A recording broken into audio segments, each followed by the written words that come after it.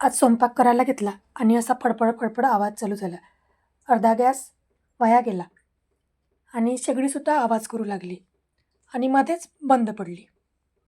आणि इतकी भारी शेगडी बाहेर दुकानात न्यायला काढून खूप त्रास होत होता. त्यामुळे आमच्या अहोनी बर्नर नेलं काढून आणि नवीन बर्नर घेऊन आले.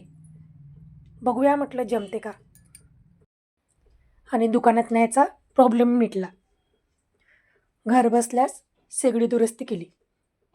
हे डिले झाल्यामुळे त्यामधून गॅस लिकेज व्हायचा आणि ते गोल गोल फिरायचं.